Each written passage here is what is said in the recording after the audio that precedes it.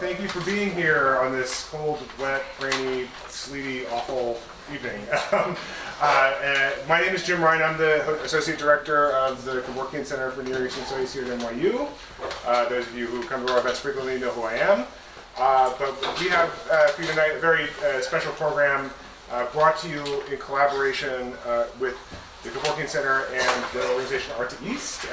And right off the top, I want to thank Beth Stryker for bringing this program to us and bringing the idea of collaborating to us, in fact, last semester. And it's been great putting this special event together for you tonight. Tonight we are launching two books that really gel with one another in a very, very nice way. And so we decided to bring both the authors and have them in conversation with each other. I'm going to introduce them in a second, but I will note first that the two books we're going to be talking about, Robyn Creswell's City of Beginnings and Kaelen Wilson-Goldie's Et al. We have them for sale at special prices today after the event. The Et al. Book is on sale for $30, a special discounted price, and Robyn's book is available for $25. That's in cash or Venmo. We are behind and ahead of the times here when it comes to payments. I would also like to thank a couple of co-sponsors. The Gray Gallery here at NYU was very generous in helping us out with this event. And I would also like to note that if you're here next spring, you'll be able to see some of Et al.'s artwork on display at the Gray Gallery as part of their Arab abstraction exhibit, which is slated for spring of 2020. We'd also like to thank the Consul General of Lebanon, which has provided wine, and Baladi Restaurant, which has provided food, which will be open for everyone as soon as the event's over. We hope you can join us for a little bit of extracurricular conversation following the event. And also, I would like to thank the Community Trust who helped support this event. And if it they were also involved in putting this, or supporting the event financially. Okay, that was a lot of thank yous, but special events get a lot of thank yous. I would like to introduce our speakers tonight. We have Robyn Creswell. He's the Assistant Professor of Comparative Literature at Yale University and a former poetry editor at the Perse Review. His writings have appeared in the New Yorker, the New York Review of Books, Harper Magazine, among many other publications. And he is also the translator of Abdel Fattah Kilito's The Tongue of Adam and Sonala Ibrahim's That Smell and Notes from a Prison. And I'll also note that he's a graduate of this institution. Welcome back, Robyn. And Kaelen Wilson-Goldie is a writer based in Beirut and New York, contributing editor for Bidun. She writes regularly for Art Forum, Book Forum, Aperture, and Frieze. She has taught in the Department of Fine Art and Art History at the American University of Beirut, and in the School of Visual Arts at the Académie Libanaise des Beaux-Arts. Sorry, my French is terrible. She currently teaches in the MFA Art Writing Program at the School of Visual Arts here in New York, and her book, Et al. Was published by Lund Humphreys. This is her first book. Is it Robyn's? It's also Robyn's first book. Amazing, wonderful. So this evening, we're going to have a conversation structured between our two guest authors. The conversation will be moderated by someone who probably doesn't need much of an introduction, but Jared McCormick is our Director of Graduate Studies here at the Kevorkian Center. He's an anthropologist who is specialized in the life, society, art, and culture of Beirut, which fits in with a lot of the things we're going to be discussing tonight. And he's going to be structuring the discussion between Robyn and Kaelen. So without any further ado, thank you so much for being here, and please join me in welcoming Robyn Creswell and Kaelen Wilson. Should we tell people in the back that there are seats up in the front? Yeah, anybody who wants. There's like 5 seats up here. There's a whole comfortable couch. So I'm not going to really say much other than welcome again. And Kaelen is going to present first.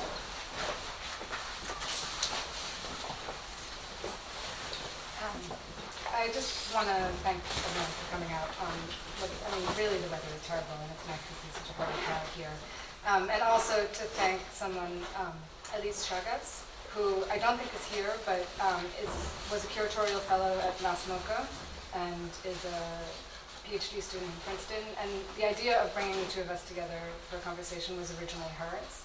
And this conversation was meant to happen a couple months ago, but didn't, which is my fault. So this was a great chance to restage that. And I'm going to start with a written text that's very introductory, but it sort of lays some of the groundwork, I think, of the questions that we'll tackle later. When Atella Nan was little, her mother would loop a rope around her waist and drop her into the sea off the coast of Beirut. It wasn't especially common for young children in the city to swim in those days, much less in this way, with the safety measure improvised from what was essentially a leash. But it was this experience of drifting and floating alone in the summertime, while her mother took to daydreaming above her, that instilled in Adnan a great passion for the sea that has quite literally colored all of her writing and painting ever since. Since the late 1950s, Adnan has been painting small, square canvases that have always slipped back and forth between geometric abstractions, piles, tumbles, and pyramids of vibrantly colored squares, and landscapes, featuring circles for suns, triangles for mountains, and lines dividing sky and sea. She paints flat on a table and works the surface with a palette knife. She makes her paintings quickly. They're almost always done in one sitting. Her work is distinguished by the particular combination of her colors, by the balance of her forms, the consistency of her textures, and the sense that her paintings are at once peaceful and turbulent. They are not unlike the Mediterranean itself, which is for so much of the year a gentle expanse of easy turquoise, until it is swept up in a season of melodramatic storms, all crashing thunder and lightning, and waves like the night. Adnan's blues are legendary. They usually come straight from the tube, and yet they convey a wildly unpredictable range of emotions. They do the same for her viewers, standing before them, imagining the seas of their own childhood memories. Adnan was born in Beirut in 1925, and she became Lebanese almost by chance. Neither of her parents were originally from there. Her father was an Ottoman military officer from Syria. Her mother was Greek. They met in the polyglot cosmopolis of Smyrna, which is today the Turkish city of Izmir. They were in many ways an impossible couple, not only because he had another family, another wife and 3 children in Damascus. They were on opposite sides of a war. Smyrna burned to the ground. The Greeks were killed or expelled. The Ottoman Empire collapsed, and a man like Adnan's father was defeated in every way. He and Adnan's mother left for Beirut in part because it was one of the only cities nearby where they could be together. And she was probably pregnant with Attel at the time. Adnan was born in Beirut when the city, a sleepy Ottoman backwater that had benefited tremendously from the expansion of its port in the late 19th century, was about to become the official capital of the newly formed Republic of Lebanon.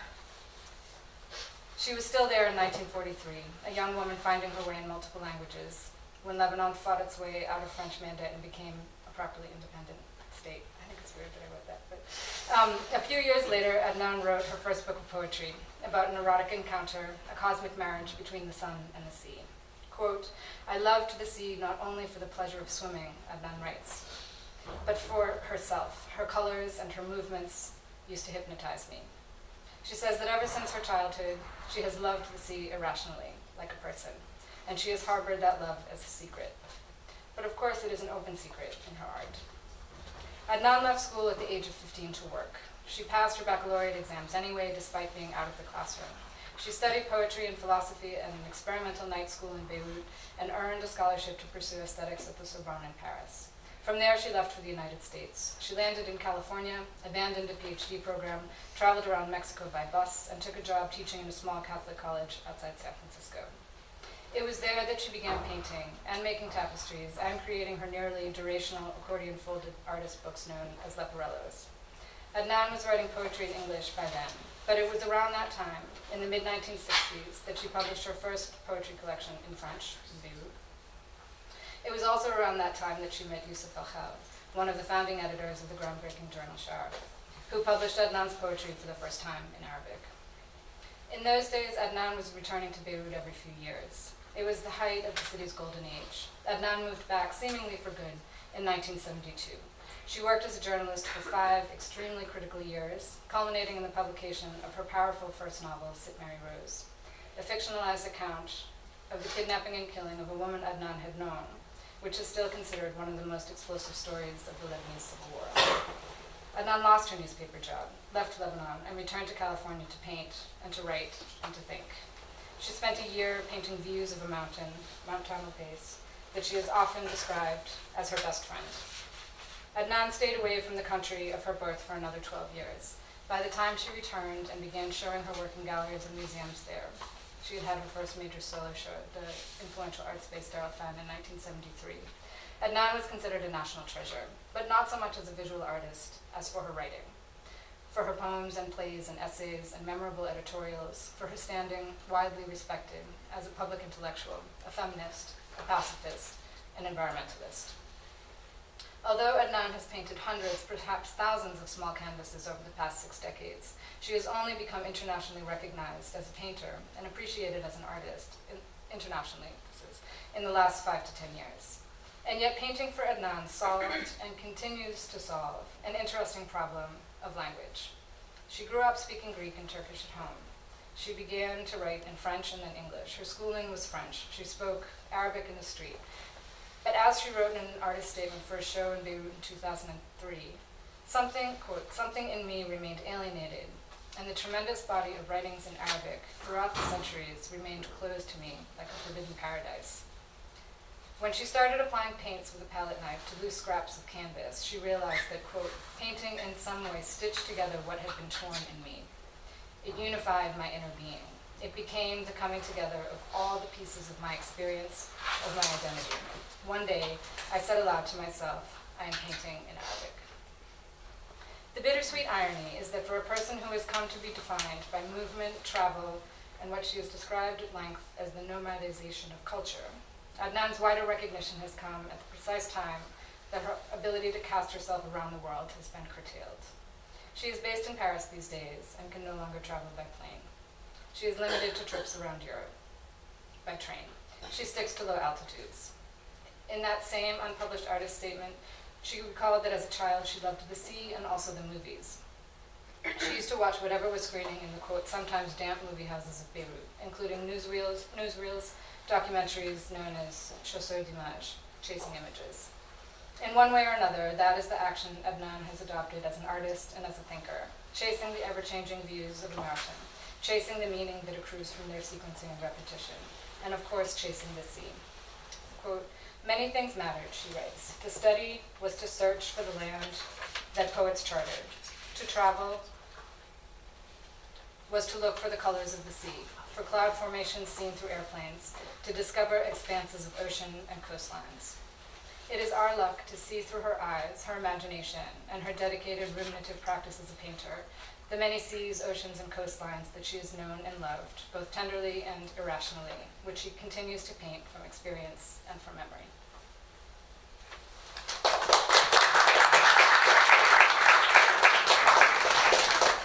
Your loop stopped a little bit, so we should maybe go through some.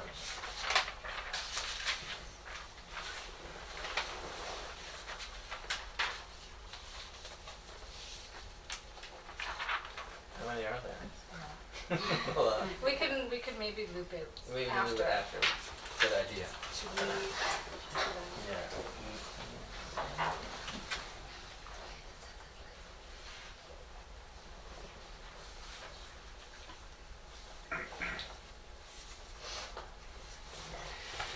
Well, thank you. It's an honor to be here with Kaelen, whose criticism I've thank you, James. Criticism I've learned and gotten really a lot of pleasure from reading over the years. And one of the things that I really especially admire about Kaelen's book, which you got some sense of from that talk, is just the way that it interweaves this personal itinerary, which is complicated enough, with the history of Beirut and the history of modern art in the region and political history. And my own book tries to actually weave its way through a similar kind of landscape. And in reading Kaelen's book, I too have been struck by how many areas of overlap there are. So I'm really looking forward to this conversation. And thank you, Jared, for offering to moderate. So my book is about a group of poets and intellectuals who lived and worked in Beirut in the 3 decades between the end of World War II, which coincides more or less with Lebanese independence, and the onset of the civil war in Lebanon, or civil wars in Lebanon in 1975. And this 30-year period is one that a lot of people consider, I think for good reasons, to be a real golden age in Beiruti artistic and intellectual life. And one of those people is Adonis, who is a poet and critic at the center of my book. So here's what Adonis writes about his own arrival in Beirut in October of 1956, just after the Suez War, in fact, at the age of 26. And I should say that Adonis had spent the previous year in prison in Damascus for his militancy on behalf of the SSNP, the Social Syrian Nationalist Party, or the Parti Populaire Syrien, which is a fascinating story in its own right, and one that I talk quite a bit about in the book. It's a party that's not especially well known, I think, in this country, and I'd be happy to talk about it further. So this quote is from a memoir of these early years in Beirut called Ha Anta Ayyuhal Waqt. There you are, O time, which he published in 1993. So it's a retrospective portrait of Beirut. Beirut. As soon as my feet touched its soil and I began to wander its streets, I felt I was in a different city. Not a city of endings, as was the case with Damascus, but a city of beginnings. Not a city of certainty, but a city of searching. I felt the city wasn't an already completed structure, but rather an open and unfinished project. The difference between Beirut and Damascus was evident in the streets, in people's behavior, and their relations to one another, in the cultural activity, the newspapers, journals, and clubs, in the cafes, and in the dynamism of everyday life. And by the 1950s, I think Beirut had arguably become the center of intellectual life in the Arab world, as thinkers from Syria, from Iraq, from Egypt, fled increasingly monolithic or at times unstable regimes, and also there was, of course, a wave of Palestinian thinkers who arrived in Beirut following the Nakba of 1948. And there's no mystery why these immigrants came to Beirut. It had a weak state and very permissive censorship laws. It had a very sophisticated publishing industry. And let's not forget, it had banks full of cash because of the newly rich oil states. The cinemas showed films from Hollywood and Rome and Paris and Hollywood and Cairo. And the kiosks were full of journals in Arabic and French and English. There were also a lot of spies in Beirut. Miles Copeland, who is a rather flamboyant CIA agent who played a role a well-known role, actually a much publicized role by him in the Iranian coup of 1953. He wrote in sort of fond retrospect that Beirut, quote, had more banks than New York City and more newspapers than London. By the middle of 1958, it had more confidential newsletters than New York, London, and Paris put together. and when James Bond heads east in The Man with the Golden Gun, he makes sure to stop off at a cabaret show in Beirut. And I'll come back to the spies and the reason why I mentioned them a little later. So soon after Adonis arrived in Beirut, he and Yusuf al-Khal founded a magazine called Sha'r, which Kaelen referenced, meaning poetry, which really became the kind of nerve center for this movement in Arabic letters. Yusuf al-Khal, who was a Greek Orthodox Lebanese and had lived in America from 1948 till 1955. He borrowed the name for his journal from Harriet Monroe's famous little magazine, which was and still is, in fact, printed in Chicago. Here is what Yitel Adnan had to say about the magazine and its editor, and this is from a short piece that she wrote a few years ago in the wonderful Bidoun magazine. Quote, Yusuf al-Khal, Sha'r's editor, changed Arabic literature forever. Shahad was the most important literary event of the 1950s and 1960s, and thanks to Shahad, I was encouraged to return to Lebanon. I remember walking in Beirut and encountering what was one of the first galleries in the city. It's called Gallery 1, and it was run by Yusuf and his wife, Helen. We talked about poetry because he was really a poet, and he said to me, "You write poetry, why don't you send me some poems?" I saw him a second time, he said, "What are you doing in America? There's a movement here." And there was a movement in Beirut. And al-Khal was its kind of impresario. He published the magazine, and he did start this gallery, which his wife Helen called Gallery 1, which Kaelen and I have talked about, and it's an interesting story, which she knows much more about than I do. But it was the first gallery to show contemporary art by Arab visual artists. And he ran a publishing house, too, that put out collections of poems and collections of essays and anthologies of translation. So the physical magazine was also a very, I think, rather stylish object. It was printed in book-sized format, and it had single columns of, which you can't see, but it had single columns of type, which made it very attractive and uncluttered. Most magazines in the region use 2 columns, almost all of them, or all of them as far as I know, use 2 columns of type and had a much more kind of dense and unappealing feel to it. And it had this very striking sort of angular calligraphy on the cover, and the cover was basically the same, all of its issues, with the exception of the color. It was red or pink or yellow or whatever. This is the table of contents for the 3rd issue of the magazine, and it has a poem at the top. You can't read it, it's too far away, but Adonis's poem Al-Ba'ath wa-Ramad was one of the poem by Bedr Shakar Sayab, one by Yusuf al-Khal, translations, interestingly, of Galway Canel and Edith Sitwell. They were kind of mad about Edith Sitwell for reasons I still don't entirely understand. The magazine published 44 issues between 1957 and 1970. It published manifestos and poetry and criticism and letters from abroad. And the magazine's openness to foreign literature was one of the ways that it defined its modernity, that is to say, its hadatha, which it talked about. This was an explicitly modernist group, that is to say, their project was one of producing something called al-hadatha in poetry. So the magazine had correspondents in Cairo, in Baghdad, in Berlin, in Paris, in London, and in New York, where Omar Shakespeare Pound, the son of Ezra Pound, and quite an accomplished Arabist and Persianist, actually, was very briefly its man on the ground, although he never seems to have filed any reports, unfortunately. And the magazine published just enormous amounts of verse in translation. Whitman, Pound, Eliot, Valéry, Michaud, Yves Bonnefoy, Lorca, Jiménez, Octavio Paz, Rilke, and many, many, many others.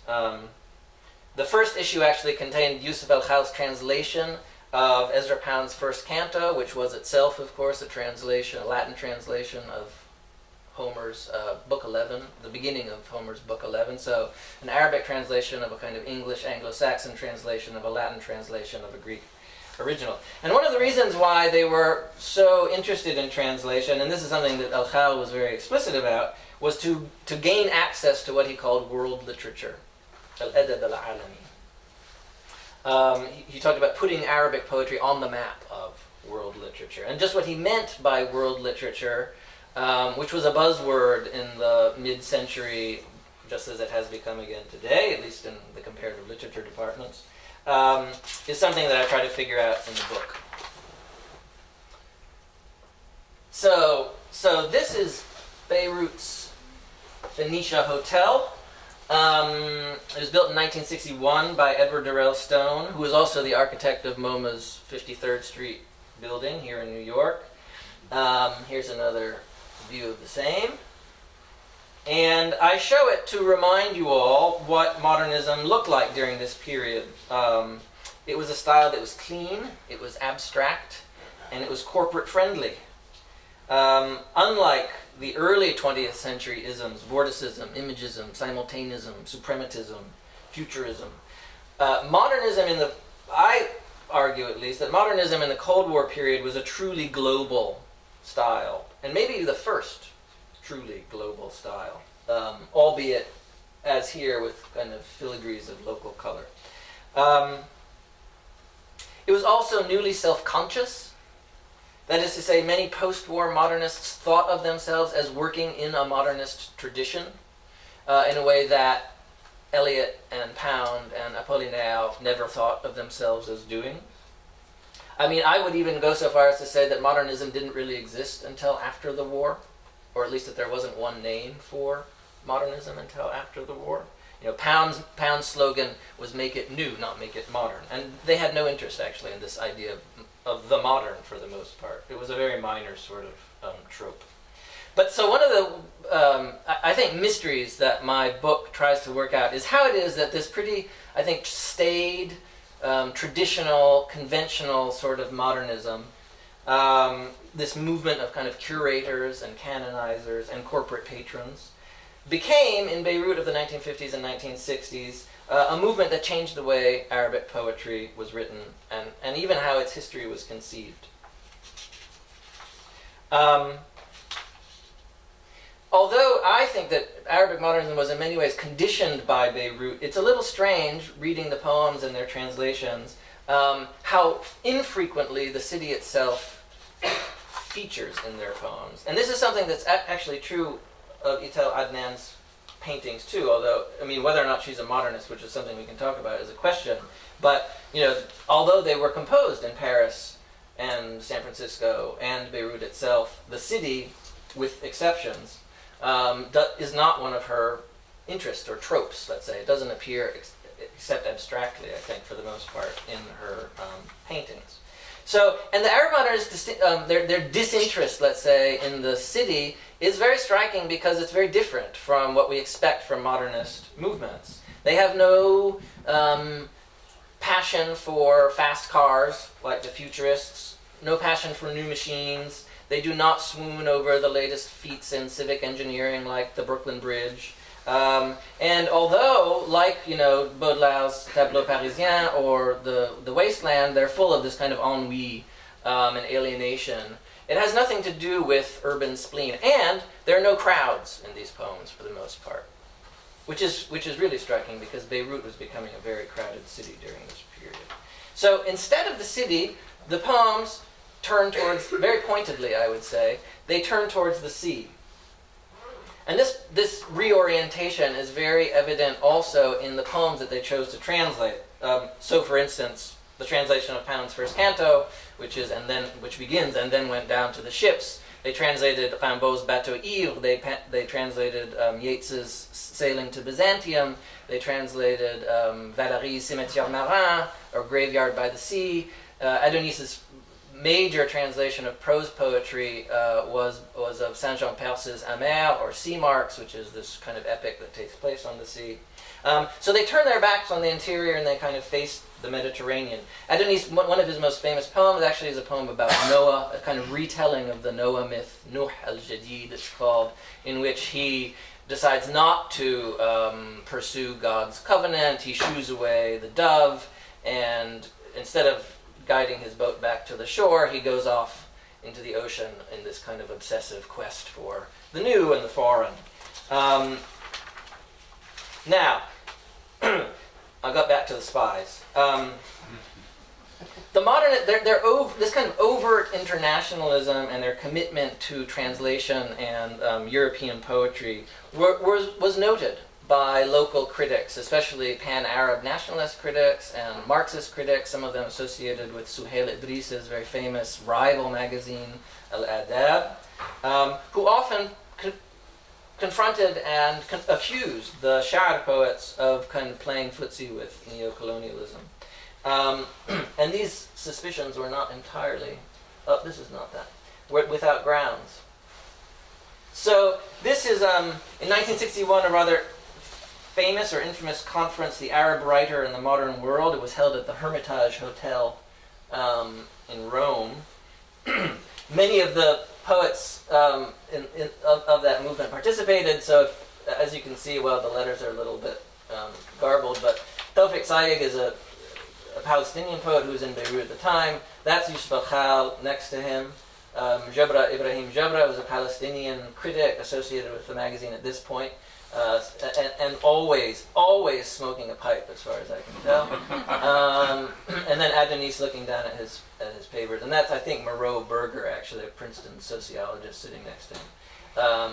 And I love all the wires in this painting. It's like that was how conferences were done.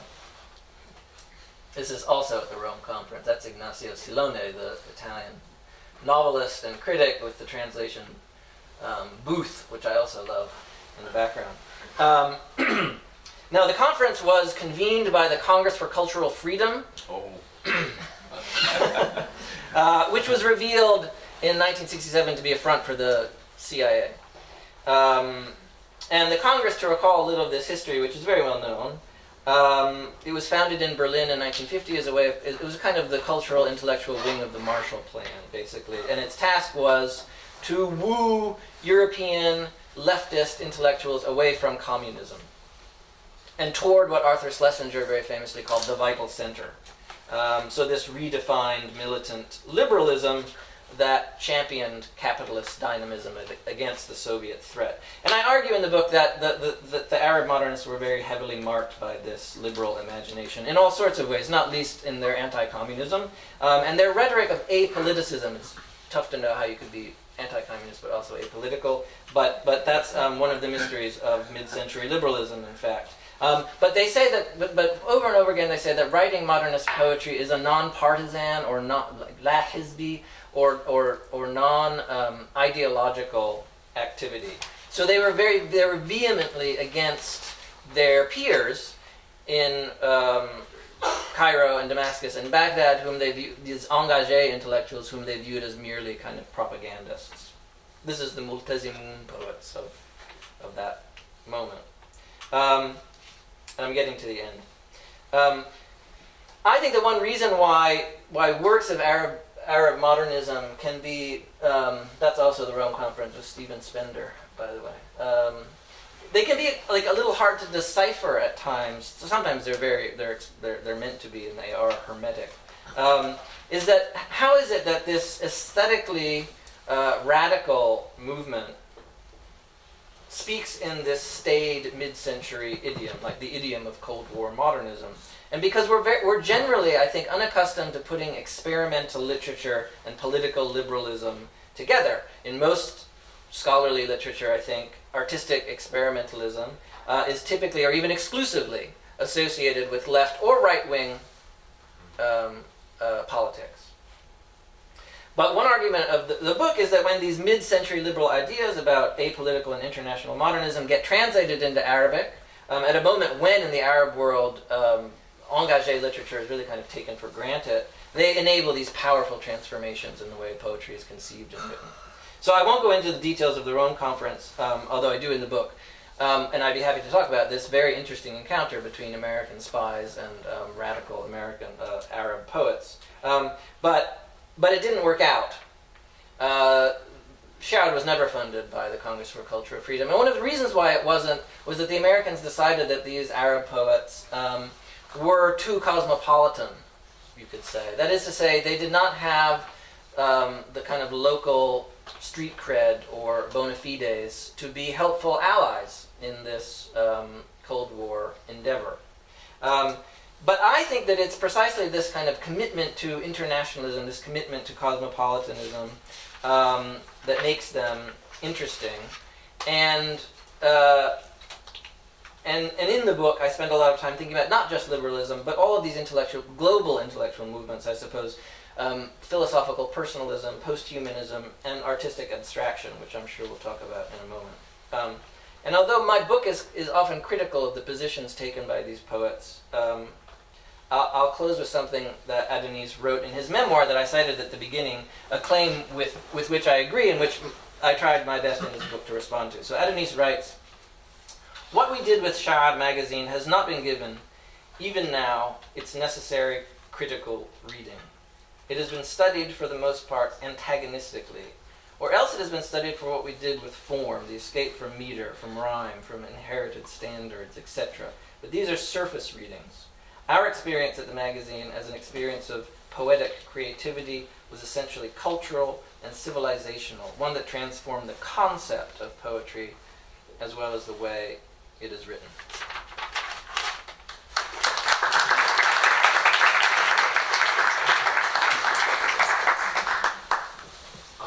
Thank you both for great entry points into this.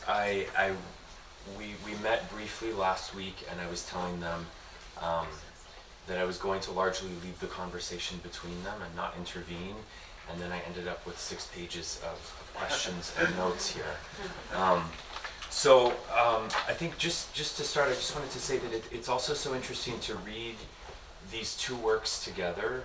I think namely just in terms of the scope and scale of thinking about one person's trajectory, mobility, career, and life, as read as kind of intersecting and interwoven with something of a very different scale that is not just about Lebanon, but kind of worldwide. I'd actually like to start, I think this is kind of, Robyn, where you ended up, perhaps with a question which overshadows both of these works of the political and the non-political.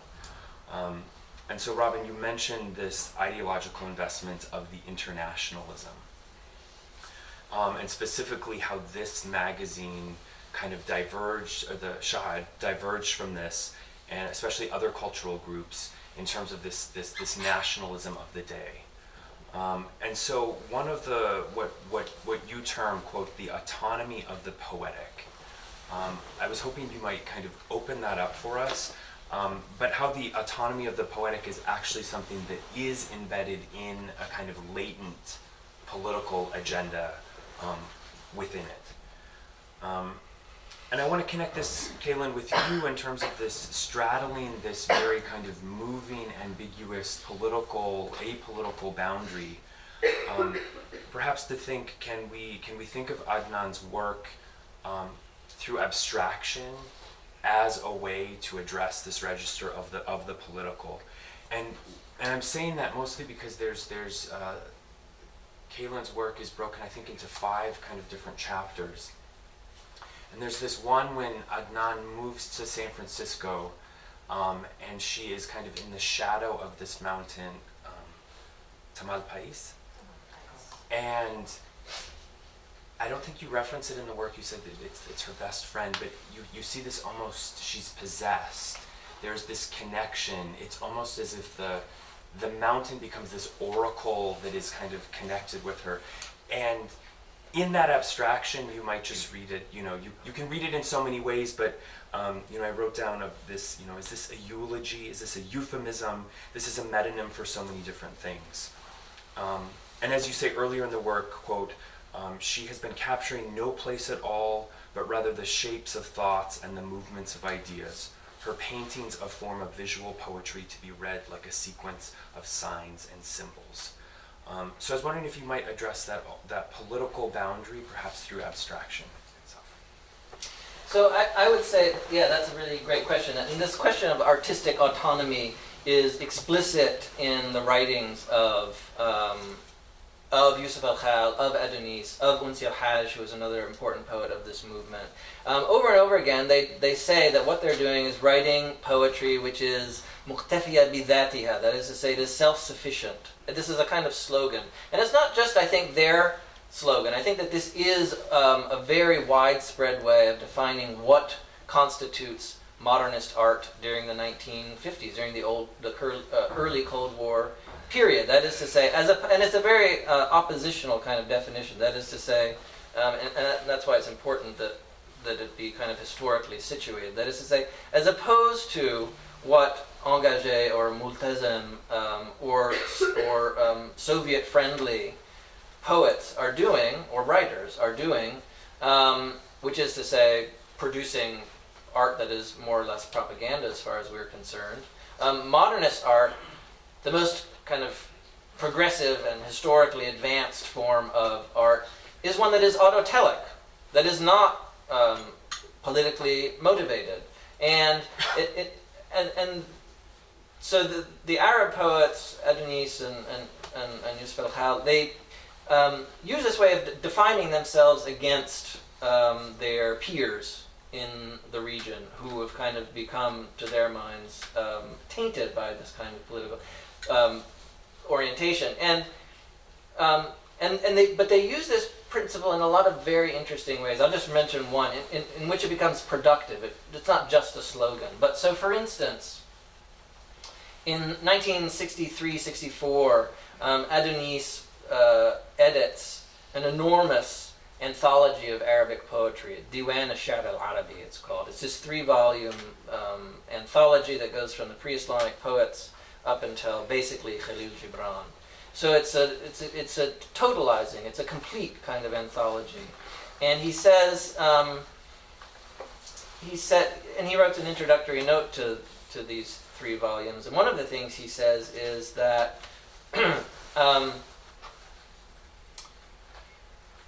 I have been forced basically to, what I'm trying to do in this anthology is to introduce the reader to the pure poetical heritage of the Arabs. And it has been, to my mind, deformed by a tradition of handing it down in this kind of debased fashion because it's been handed down by the powers that be. And in concrete terms, what that means is, for Adonis, is that 2 genres in particular, Medh and Hijat, poems of praise and poems of blame, he says, have been edited out. There are no poems of praise and no poems of blame. Why? Because those are political poems. A poem of praise is directed at a patron, it's directed at a political leader of some sort. And similarly with poems of blame, or poems of vituperation, as some people used to say, they're directed at kind of collective enemies or whatever it is, right? So these are political poems. Now, it so happens that those 2 genres are the central genres of classical Arabic poetry. So, and he edits them out. So you get this anthology, which purports to be an anthology that is representing the whole of the Arabic classical tradition from its pre-Islamic origins to the present, in which enormous swaths of experience and literary performance have been edited out in the service of producing a turath, a heritage, a poetic heritage, which is denuded of politics. So it enables these really radical kinds of transformations and there are other examples, but that's so it's not just a slogan. It's a kind of productive way of thinking about not just present poetry, but also the poetry of the past for Adonis.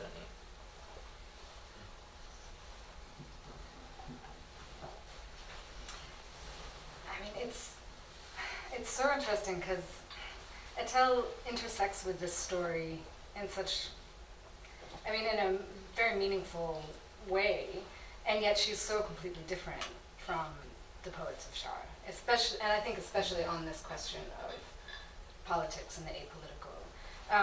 And I mean, she's somewhat unique among artists and writers in how much of her life is in her work. I mean, she's, it's a lot of the writing about her is by necessity biographical because of how much, it's not only what she has lived through, but what she has done with it in her work. But she never had this struggle with, freeing anything from politics. And she was sort of deeply political in all of her writing from the very beginning. And I mean, I think you could do a kind of critical reading about, the place of freedom in her writing and in her poetry as an ideological concept and how that was formed and how that was shaped. But I think what's interesting, and maybe this gets to the question of abstraction through 3 points, is that, I mean, she really, at every phase, I mean, she started writing poetry seriously in English because she all of a sudden realized that French was the colonizer's language, and she was watching the war in Algeria, and she felt that she could no longer write in French. And so that's when she begins writing in English, and she also was writing against the Vietnam War. These are her first published poems. And so, I mean, her her sense of being political, I think, is against violence, fundamentally. And there's also a real intimacy in how she does that. So, I mean, one of the things that's so striking about Sit Mary Rose as a novel is that she not only writes about a story that was known at the time about this woman who was kidnapped and killed, but she writes about the boys who did this as boys that she knew. I mean, they're boys from the neighborhood. They're close to her. They're not, you know, she's not a witness to horror that is completely outside of her. It's, you know, so there's almost a complicity that she requires readers and I think viewers to confront in both her writing and in her art, because I mean I think there's a sense in which you can look, and you know it's her partner Simone Fattal who has sort of introduced this idea that there's a talismanic function of her paintings and that they have this quality. And I tried in the book, this is the only sort of argument that I try to make, is to take and develop this idea a little bit. But you can look at the paintings and say that they are peaceful compared to her very political writing, as a way to not reproduce or introduce any more violence in the world. And yet, if you really look at them and you keep looking at them and you look in more and more of them, this action of the fact that she never used a brush in her paintings. She uses a brush in her watercolors, but not in her paintings. I mean, it's this, you know, action with the palette knife that is itself quite violent. And when you look at the juxtaposition of the colors and the way the balance of the compositions are held together, I mean, there's real tension and strife in them. But I think it's this sort of politics of intimacy, or intimate politics somehow. But somehow, and maybe because, you know, it's like she was, her father was much older and he died when she was quite young, and then she was completely estranged from her mother, and then she lost her mother relatively young. That, I mean, she did have this kind of freedom that I don't think this question of autonomy ever, I don't get the sense, I mean, I don't want to speak for her, but I don't get the sense that it ever bugged her at all, and she just had it. And she also kind of lived this internationalism. But it's interesting because she was so into the guys from Shah. I mean, this encounter that she has with Yusuf al-Khal is then repeated when she goes to other places and says, you have to see what's happening in Beirut, there's a movement there. Yeah, it seems like the difference between them is that for the poets of this, you know, it's a movement. I mean, they really do think of themselves as sharing a kind of approach and an ideology in the sense of non-ideology. But for them, it's very clear that like the internationalism being a kind of and they sometimes speak about internationalism or cosmopolitanism. It's a way of like very willfully deracinating yourself in some sense. I mean, their poetry has, not only does it for the most part ignore the city, but there's like a taboo on local color of any kind. And that's like, so internationalism for them is part of a sort of approach to abstraction. And I think that's interestingly something that they share with, because we don't typically think of like poetry, like abstract poetry is not like what does that look like? What does that sound like?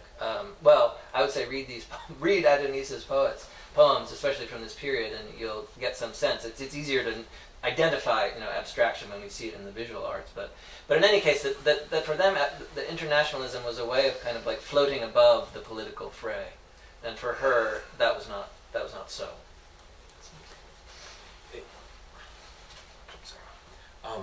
You know, that brings to mind kind of continuing that internationalism to this idea of a canon. And I mean, I guess this, you know, how they were with the internationalism trying to push the entry of Arabic and Arabic literature into world literature.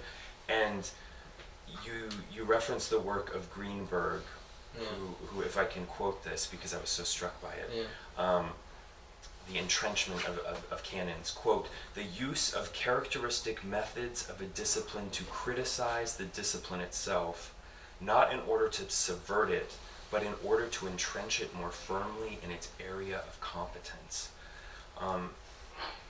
Yes, I mean, I guess if you might say something about that idea of competence as it relates perhaps to the internationalism.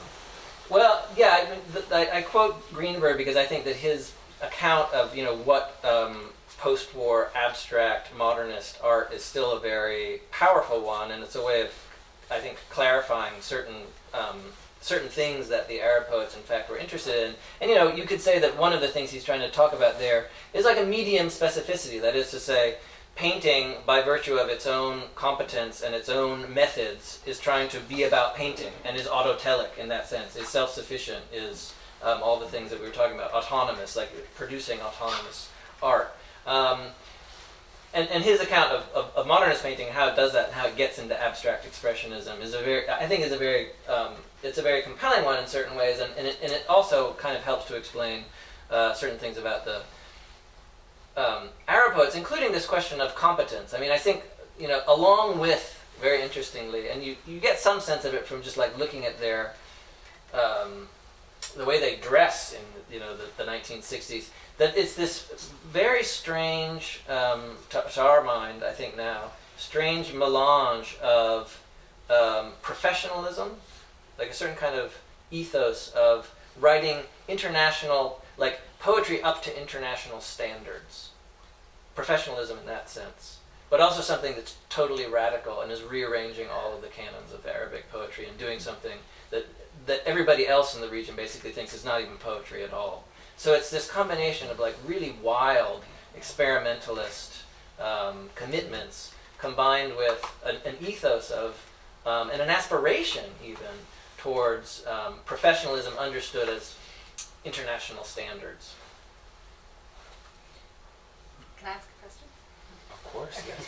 I mean, but it's interesting to take. I mean, obviously, Adonis is this very volatile subject and character in the story that you tell, and then sort of in his own wider story. And I mean, I've read more his introduction to Arab poetics and his book on Sufism and Surrealism, where he has this idea that the beginning of Arab modernity was in the 8th century.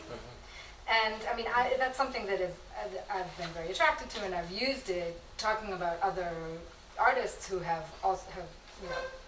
sort of embodied a similar idea. How does, I mean, that's later Adonis, but how does that fit with him in this big M modernist moment in the 50s and 60s? Yeah, it's not even that late. I mean, actually, even in that anthology that I was talking about, this anthology of Arabic poetry, he says, the second volume is basically about Abbasid poetry, that is to say, golden age, classical poetry of the Abbasid period, and he says, and he says very specifically, this is our modernist poetry, and there's a reason. In Arabic, the poets of this period, that is to say, beginning in the 8th century, Bashar bin Burd and Abu Nawas, they were called the Muhdathun. So as opposed to somewhat earlier poets, they were, at least by critics of the period, they were understood to be introducing innovations that were possibly like heretical even. Ahdatha means to make something new, but it also means to invent hadith. So there's this implication of of innovation, but also of something slightly heretical or off. And that's entirely to Adonis's liking, I think. That's the way he thinks about innovation too. That it also needs to have this edge of provocation, including against religion. But it's not only that. I mean, he also says that the 8th century is a moment when Arab culture is, it's weaving in multiple strands from Persianate culture and from Roman culture, so it's a cosmopolitan culture, he says. It's the moment when Arab poets discover the city, so as opposed to, a kind of stereotype of Bedouin poetry, it's the moment when poems get written about cities and poets who are living in cities. So he says that this is our own modernity. We don't have to go to discover it in the West. We have it already in our own tradition. I mean, I think that that's not an entirely, and he himself kind of gives the lie to that argument, because in some sense, the modernity that he's discovered in 8th century Baghdad looks a hell of a lot like the modernity of 19th century Paris. That is to say, crowds, cosmopolitanism, ennui, alienation, etc. So, discovery of the interior. And later on, as you know, he even says, like, well, I learned how to read kind of Abu Nowas after having read Baudelaire, and I learned how to read Abu Taman, who was this very difficult recherche poet, after having read Mallarmé. So he's seeing these poets through the lens of a kind of standardized, canonized modernism, which says that of Parisian late 19th century. But on the other hand, I think again, to like insist on the kind of provocation, he's also saying to his critics, to his nationalist Marxist critics, who are saying, you're just writing poetry a la française, like this is not Arabic poetry, this is a foreign import. He's saying, oh no, I know the tradition better than you do. I think that's part of the. You haven't actually read the text. I will do an entire anthology of Arabic poetry. I'll read it all, and then I'll edit it, and I'll tell you my principles, and I'll show you that I know the tradition very, very well, very deeply, and I've understood things in it that you've never seen. Yeah. Well, I wanted to extend this. This was originally a question. I had called it Canons of Coalescence. So I launched into the canons, but I wanted to pull back to Adnan with coalescence. And so in thinking about that quote from Greenberg of this kind of entrenchment in kind of establishing the canon, I was just going back through the work, Kaelen, of this kind of spanning genres but medium. Mm-hmm. And so there is a quote, this is just a couple lines, and this is the moment when Adnan is in California and she begins to paint. Quote, to paint like writing, to turn the sharp edges of the tool on their sides, to assemble the signs of a language that runs down the page instead of left to right or right to left. Somehow all of the languages, all of these places, the upheavals of her childhood, the waves of dislocation, exile and dispossession she witnessed, as well as thrills of new materials, their tactility and sensuality, the physical expressions of new ideas, were present in that moment and found a way into her painting. And so this was this realization, this coalescence, this almost seemingly magical moment when things cosmically aligned for her. And so in that moment, I was wondering if you might say a little bit more of, this world she left before Robyn's work, this world she made while she was in California, while all of this is happening, and the world that she went back to when she returned in 72, and really how she was kind of grappling and working through different medium throughout that time. Yeah, I mean, there's a real sort of, it's a real origin story of how she starts to paint. And it's, she was 34. So it came late, and it came as the result of a provocation. And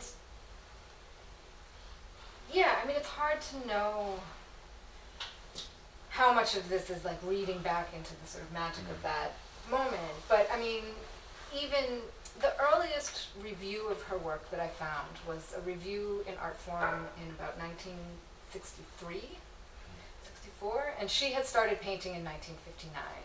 And the one, it's an okay review and it's pretty positive, but it basically says for someone to be painting like this 3 years after starting means her tutelage was very, very good or she didn't need any. And the answer seems to be the latter, obviously.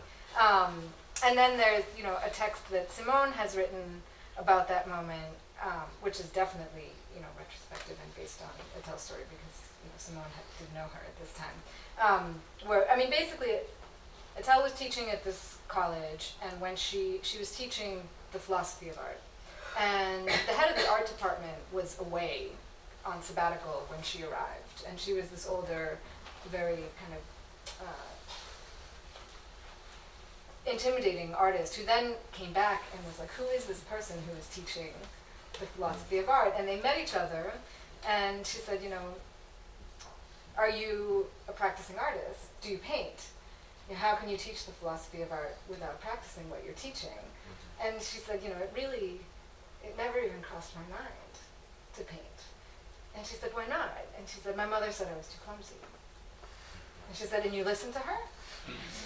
And then and this older artist, Anno Hanlon, invites her to come to the studio after the students have gone and really gives her the leftovers. I mean, she gives her like little stubby bits of crayons that the students have discarded, and real scraps of paper and scraps of canvas. And this is how she starts. And the story that Simone tells is that Anno Hanlon was so shocked by the immediacy of her style, that she quit her job at the college and became a Buddhist and opened this site. And what became a very influential sort of, I think it's called the Insight Center in the Bay Area, which did these really wild kind of counterculture workshops and experiments, which are the memory that Attell returns to in the only book that she's written about her painting, which is Journey to Mount Tamalpais, which is retrospective. I mean, it's written in the 80s, but it's looking back at this time after the death of Dick O'Hanlon, who is Anno Hanlon's husband.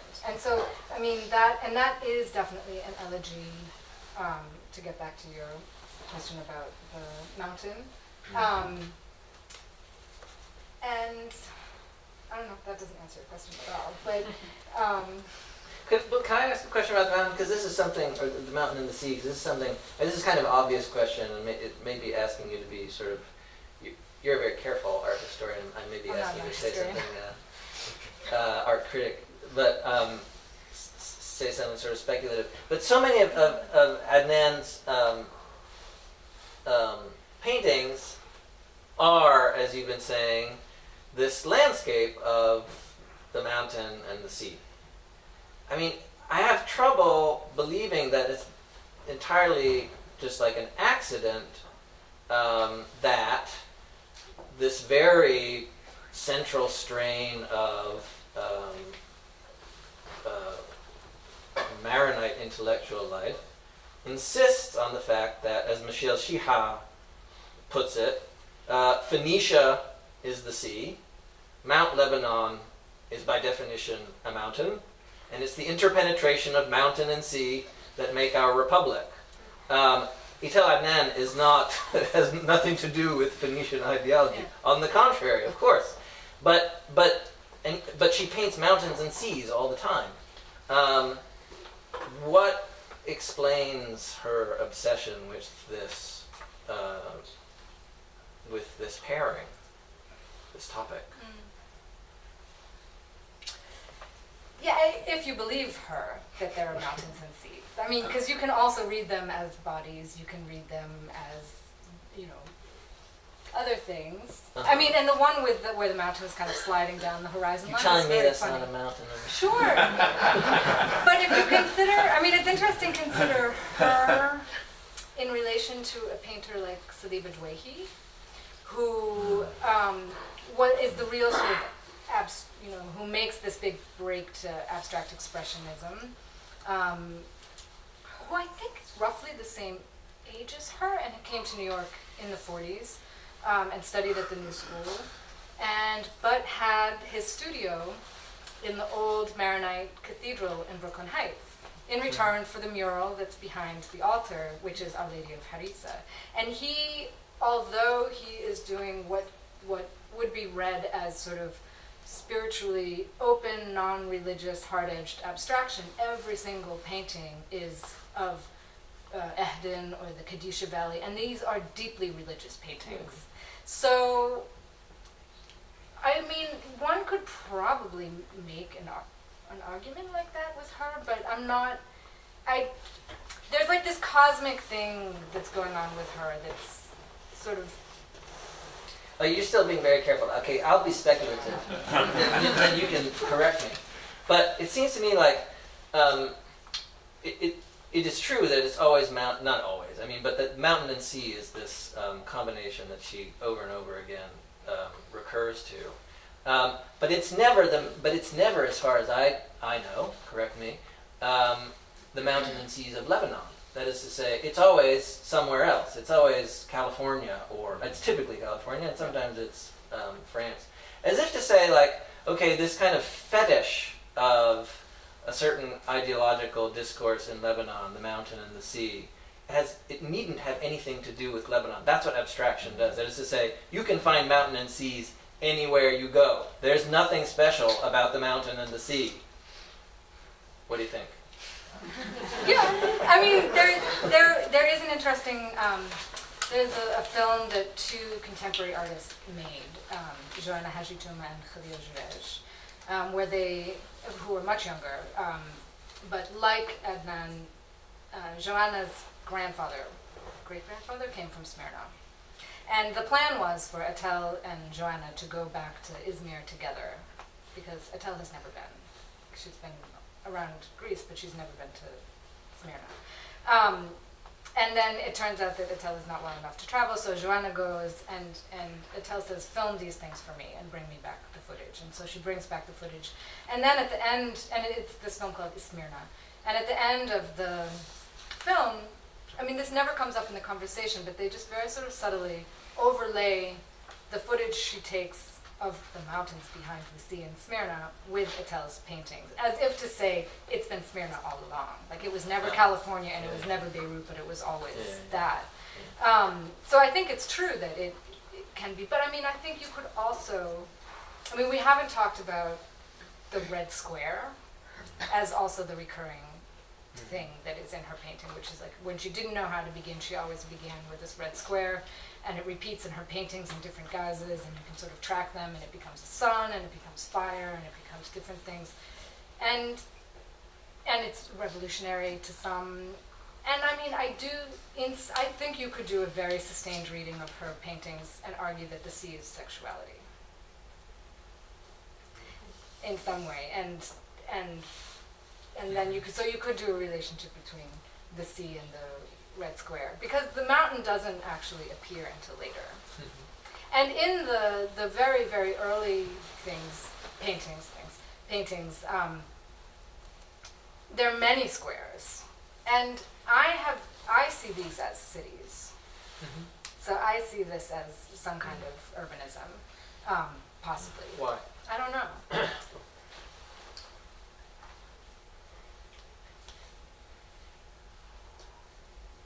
And planets.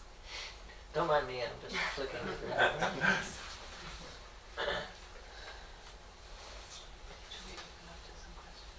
Oh, is it time to open up questions already? Jared has one more, I think.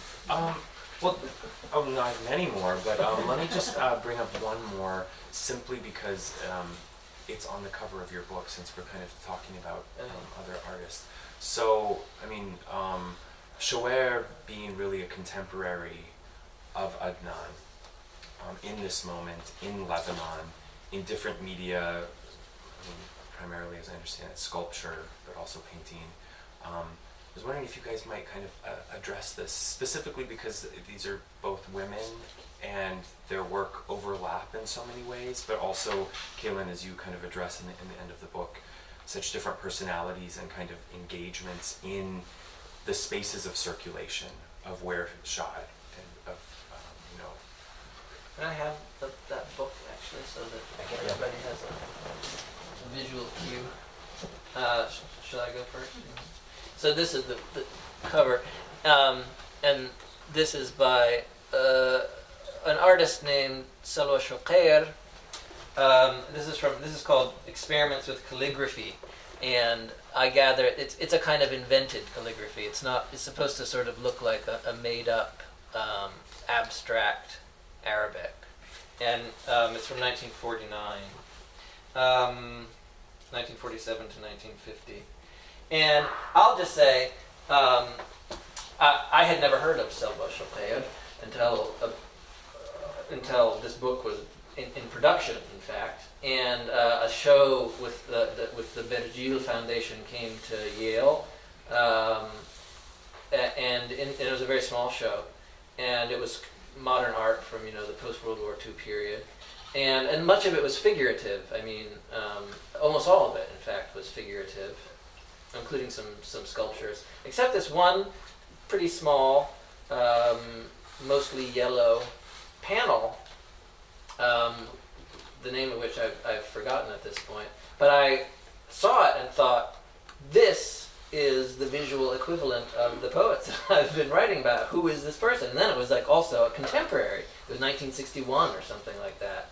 And then I looked her up, or I asked the curator about her, and he said, "Yeah, no, she's amazing." And then I began to look, and she truly is amazing. And she has had a big show at the Tate Modern. But she's she's exact contemporary of these poets, and she studied in I think with Leger in Paris, and then came back to Beirut in the 1950s and lived her whole life there. And she lived to be something like 100 and died last year or 2 years ago, something like that. And it's a really just extraordinary, beautiful, moving, smart body of work. Yeah. I mean, it was a real revelation to me to see it. So, yeah, I mean, she was about 10 years older than Artaud, and her name was Salwarauda before she got married, and then it was Salwarauda Sher. And she has this incredibly sustained language of abstraction, very serious, high-minded abstraction, tested out. And she has some early figurative paintings. Yeah. And then she really found what I think is a completely unique abstract language and developed it in gouache and in paintings and then in sculptures in wood and sculptures in stone. And she had, like Artaud, who also would say that she wanted to be an architect, had real kind of urban ambitions for the size of her sculptures. Many of the small ones that you see are maquettes for what she hoped would be public projects, and she also, like, within this language that she found for herself, she continued to experiment. And her last decade of real activity was in the 90s when she was experimenting with double helixes and like the structure of DNA. But in this period of the 50s and 60s, from the 40s, 50s, and 60s, she made many these beautiful stacking sculptures that are called poems and odes. And the idea is that each piece is a verse. But I think what's interesting about her is that she is completely abstract and modern and canonizable in the terms that we have. Like, according to the terms that are sort of dominate, it's, but she suffered in Beirut from being called a lady painter. And she suffered, she was very sure of what she was doing. And she actually had started the art club at the American University of Beirut that coalesced and became the art department in the 50s. And there's this very famous story that Kirsten Schein, an anthropologist at AUB, tells often, where she was taking a class at AUB, and a professor said, you have to look to the Greeks and the Romans to learn art history. And she rebuts him by saying, no, you have to look to the Arabs. And she writes this, and but she didn't really write that much, but this is the one sort of text, her rebuttal. But she probably had her first solo show in Beirut in the same decade, the same time that Artaud had her big retrospective. But and they did know each other, and Artaud really liked her, but did view her as somebody older. Well, maybe for the sake of time, we open it up to the audience.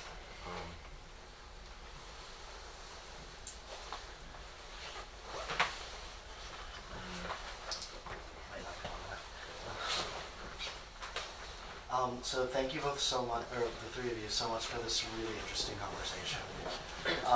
So I know that we've already talked a bit about the sea, but I'm still interested in hearing your thoughts a bit more about the sea. More specifically, we're talking about how in Sha'ir they wanted to put Arabic literature on the map, so to speak, yet they kind of focused on the sea, not any kind of city or anything kind of terrestrial in that sense. And also, we were talking about how Adnan is always painting the sea and how she feels that her paintings are her way of expressing herself in Arabic. So I'm just wondering if both of you could speak a bit more about, what you think the relationship between the sea and, their Arab identity is. Because I read the sea as being a very international space, and whether or not you think there's a politics to that relationship. Oh yeah, I mean, I would say briefly, there definitely is. It is an abstract international space. It's a kind of frontier, an abstract frontier for them, and it's also clearly a kind of a valorized space, as opposed to this kind of desertified interior, which for them is.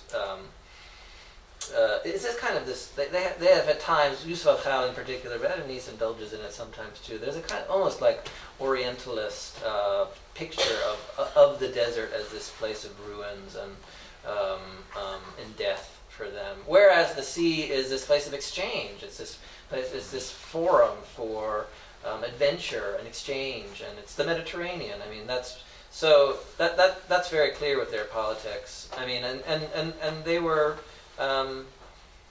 They knew what they were doing, and it's not. I don't think it's hard to sort of decipher what that. It's a turning away from, the mere Arab past towards this more cosmopolitan and open sort of space, which they think of as being. I mean, they say, in kind of rhetorically that there's not a politics to this. It's just a way of kind of like joining human civilization. I mean, they actually say things like that. It's a way of joining like the wider world. It's not. It's just it's a way of getting away from your own, what they interpreted as a kind of parochialism.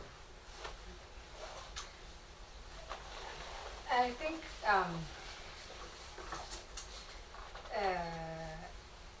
think it's interesting. One of the reasons why I was really happy to do this conversation with Robyn, and I'm just going to pay a compliment for a minute, is that, I've been reading him for a long time. And it's really fascinating to me how, he's one of those people where you sort of hear the cooking of his thoughts and his ability to analyze. And so I'm really, there's a lot of anticipation for his book, and I'm really appreciative and happy that the book is here to now have it. And, I've even, friends from Beirut have told me, like, okay, I'm in chapter 2, and it's really great. And so they're really, it really is a welcome, because you have this, like, analytical ability with the city that I don't have. And so my reading of Attell has always been extremely personal. I started reading her when I was 19 years old. As someone who came very, very distantly from a Lebanese family, and was like, oh, this is it. And then, making similar movements back and forth between here and Beirut, everything that she has written about the sea, I really feel very personally. So I'm sure that I read more into the sea in her, because, even in Beirut today, the Mediterranean, it's this stinking, polluted bathtub of water, but it still is like relief and possibility and hope and longing. It really still somehow, amazingly, even with, a haze over it, is all of these things.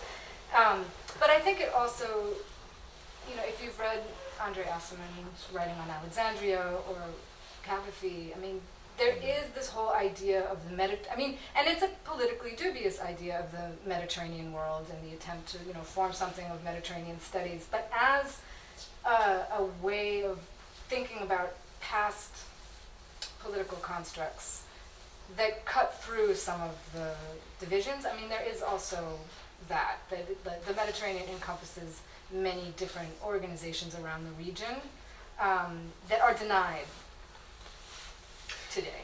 I would just say very, very briefly, it's also, it's interesting that this is contemporary with the kind of, Brodel's interest in the Mediterranean. But whereas that interest in the French Annales School has to do with a kind of decentering of Europe, that is shifting it towards the Mediterranean, or certainly a decentering of French history.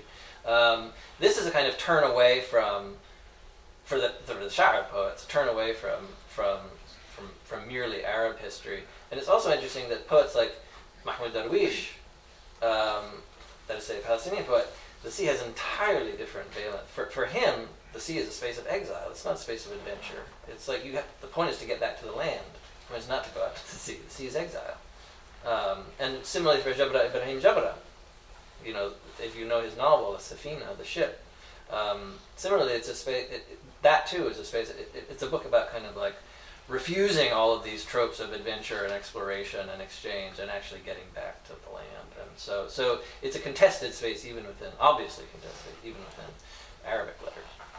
But I think, I'll say one more quick thing. I think you can turn your back on the Arab interior as, the Gulf, but also still turn towards Tunis, Algeria, Morocco, it's the whole sort of southeastern Mediterranean that I think is at issue. I saw him. Yes. How is this obsession with abstraction a reflection of the beginning of the alienation of post-colonial identities in the region? And how does that evolve until today? It sounds like you have an idea. Well, I'd like your thoughts on this. Yeah. I don't know if I would. To my mind, the obsession with abstraction is not some. I don't tie. I'd be interested to hear how one might. And I think you could. But to me, abstraction is a kind of international language of modernist art, which the Arab poets seize on and say, okay, what does this allow us to do? What sort of difference does this allow us to make within Arabic poetry? For them in its 50s and 60s, I think for them it's a language of modernist art. That's what it allows them to do. It allows them to hook up to a system of cosmopolitan, advanced visual art and literary art too. Rashid Irene has a completely different take on abstraction, and he ties it into the history of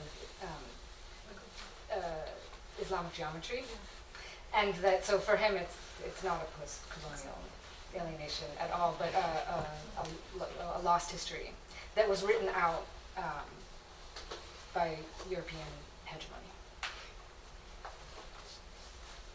You can just say it.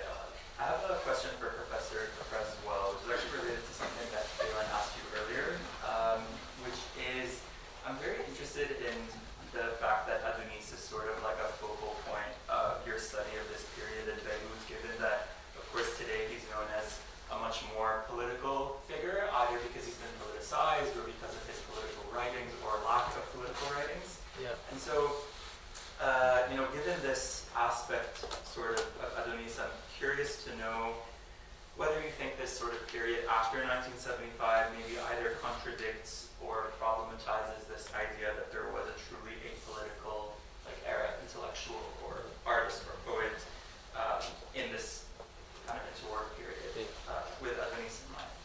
First I should say that my argument is not that there was an actual apolitical, and that's why talking about liberalism, that's why I do talk about liberalism. Let's say liberal politics often presents itself as a non-politics, but of course, or a non-ideology. The other guys have ideology, right? But it was an ideology. It was a particular ideology, and Cold War liberalism is a particular ideology. It has to do with spiritual engagement. It has to do with anti-communism. It has to do with internationalism. It has to do with freedom from state interference. It's a particular moment, and I think that all of those things apply to these poets. So they're not apolitical.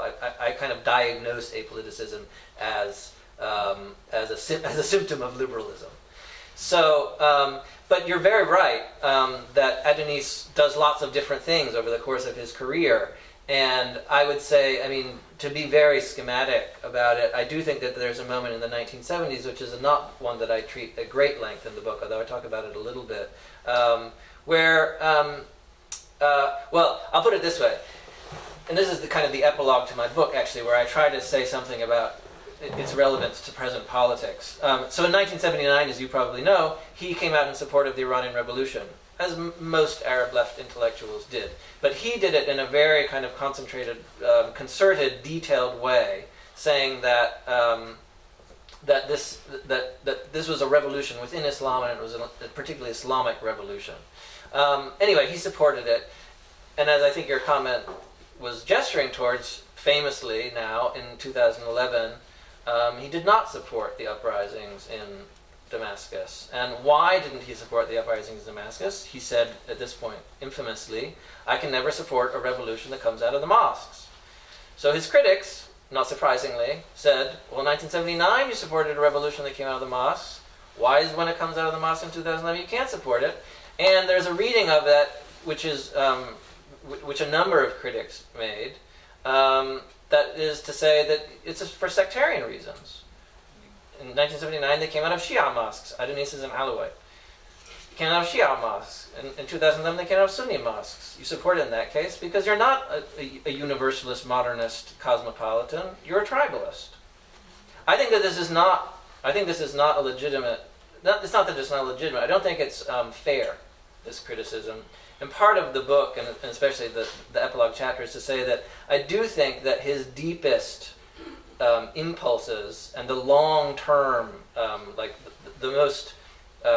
the through lines of his project, which are not always consistent, but the deepest strands of his project have to do with a kind of suspicion of state interference, a suspicion of mass politics, and a commitment to some version of like elite apoliticism. I think those trends run much deeper